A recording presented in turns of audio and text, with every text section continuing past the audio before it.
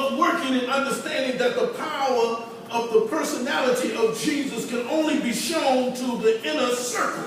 And he didn't need anybody in there that was doubting. So all you weeping folk that think ain't nothing happened, get on out of here. Get down, I don't need you and I don't need no doubters. That's why he left the rulers of the synagogue downstairs. Y'all stay down here, we up here. We don't need anybody that's going to be negative here, but we need folks to be favorable to the power of God. So we understand why God, Jesus brought them in there because he understood that they knew God was going to do something. And he wanted them to understand that the power that was in Jesus' hand had to be shown only to their eyes only. Yeah, sometimes we tell some folks what's going to happen. They don't understand until they see it. So Jesus went in there and he called the girl and the damsel. He said, Talakma come by, which is interpreted, damsel, I say unto thee, arise. And she got up and then the disciples were there to see the power of God. So we see the inner circle was right there because they knew that what Jesus was doing, he needed folks there that believed in him. That understood. So he had his connection. They understood that power was working. So we understand that the connection that they knew that God could call help from on high. So we go into Mark 9 and 2. And so Jesus needed to show that the favorite disciples, if you want to say, or the ones he connect with that understood what God was going to do. And say, and Mark 9 and 2, and after 6 days, Jesus took with him Peter, James, and John, and led them up into a high mountain. Apart by themselves. All right, the rest of y'all stay down here, and we going up. And he was transfigured before them. His raiment became shining, exceedingly white, and so no fuller on earth can whiten them. And it says that there appeared unto him Elias, Moses, and they were talking with Jesus. So Jesus got the inner circle in up on the mountain to behold his glory on the mountain. Now he did this because maybe he said, well, why did he do it? It's because they believe. Sometimes you got to take folks in small steps to be faithful with you. Now I can't show you everything. And that's sometimes with God. We have to deal with folks in small steps. Just like saying, okay, I'm going to show you how this is done. This is a small step. So he took him to Jairus' house to show him that the damsel was dead, but yet if I call her, she shall be alive. So I want you to know who I am. And I can't show it all to the disciples, but I need you three to believe. And sometimes that's what it is. You got to get the inner circle to catch on and have faith and believe who I am. Because Jesus knew that the task that was at hand, he's going to need them three to be with him. So on the mountain of transfiguration, Jesus said, I want you three to come up here and see me in my glory. Now that's something that probably was staying on their minds for the rest of the journey. Even though they had slipped, they still was on their mind that Jesus transfigured before them. And Matthew said, he said, I want them to behold my glory. As it was before the world was. And so Jesus did it, finally transfigured in front of them. They had caught an idea of understanding how much power is in his hand. And that's what it is sometimes when we deal and we connect with people, we don't need folks to always say we have negative attitude. When you're trying to do something, somebody says, oh no, I wouldn't do it. No, I wouldn't. No, you need somebody to say, well, go ahead and try it. I believe you can do it. I believe you can do it. And we don't need nobody when we pulling back when you're trying to go forward. Yes, that's why he took the inner circle, because they need to know when Jesus starts driving forward, he's not going backwards. So in other words, he needs to know that I have all power in heaven and earth in my hand. So we got to understand that this ministry is going to take some folks that understand how to get over the hump. And so there's things that we have to do to get prepared in it. And so Jesus took him and he brought him to the spot where he could make you or break you. in Matthew 14:33, it says the Garden of Gethsemane. Garden of Gethsemane. Gethsemane means the wine press. Yes, yes.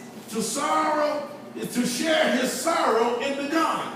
And sometimes in life we gotta go with somebody. We going through something. You gotta have somebody to call. If it ain't nobody but Jesus. Yes. Somebody said, "Can you help me get a prayer through? Yes. Can you connect with me so we can say, well, 2 or 3 to gather together? God will be in the midst." Yes, sir. He said, 1 can chase 1,000, but 2 can do what? Chase 10,000. So we need a connection.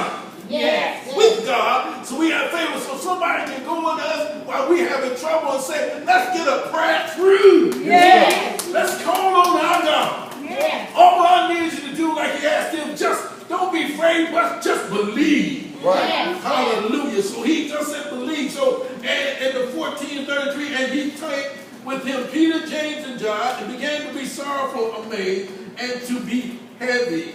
And he said unto them, my soul is exceedingly sorrowful unto death. Tarry ye here and watch.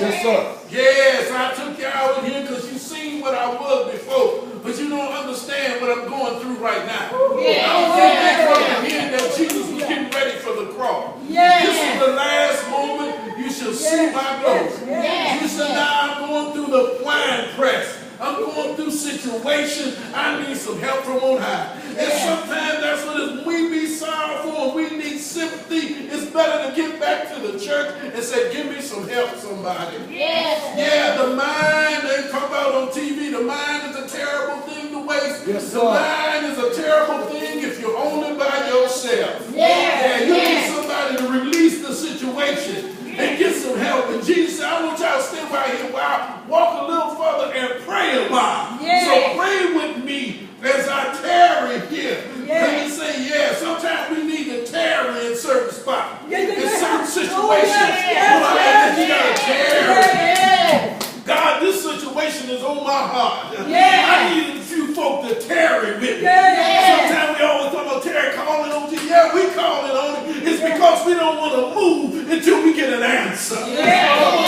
somebody, tarry means to stand still till you see the salvation of the Lord. Yes. Stand still till you get an answer. Stand still till you get power. Stand still till you get healing. Stand still till you get help. Stand still until God hears from heaven. Stand still. Yes, sir. The ministry, sometimes we have to stand still until God has. I understood what John meant when John was out on the Isle of Patmos. He didn't have nobody to connect with. Yes. It was time to get on his knees. Yes. He said, oh, it's church Sunday. It's time for me to start praying. Yes, sir. Yes. I'm already fasting and praying. He said, I might as well tarry here. Right. Yes. Call on his name. Yes. In the midst of calling on him. Yes. He has seen what no other man has shown. He's seen it coming down in his glory. He said, I'm Alpha and Omega. I'm the beginning and the end. All power. And that is dead, but I'm yet alive. And that's what we have to do. We have to tarry. And get someone that will stay with you until you get an answer. Hallelujah. Favorable folk to hear from God. Yes, sir. Get somebody to connect with. They know they don't have any say. I need you just to believe. Yeah. Don't be afraid. Don't worry about it. God is going to give us an answer, but we got to stand here. We're going to have to tarry a little while. We have to clap our hands and call on his name. Just stay with me a little bit. Until we get an answer that satisfies our soul. Till we get yes or nay. It's all in God's hand. Hallelujah, my Yes, God. sir. Thank God today. Because we got to connect with our folks. Yes. Man, connect with them. Say, brother, I need some help. Can you pray with me a little while? Sister, I need some help. Sometimes them folks don't know. We make connections on the job, but them folks don't know nothing about God. We be faithful, but get somebody that knows something about God. Say, Mama, I need some prayer. Sister, I know y'all got a prayer meeting, but I can't get the prayer meeting. Y'all call my name out. So, hey, I need all the help I can get. sick. Yes, They was going to church. He wanted to go to church. He said, "Oh my goodness." He said, "Where y'all going?" He said, "Tell pastor to pray.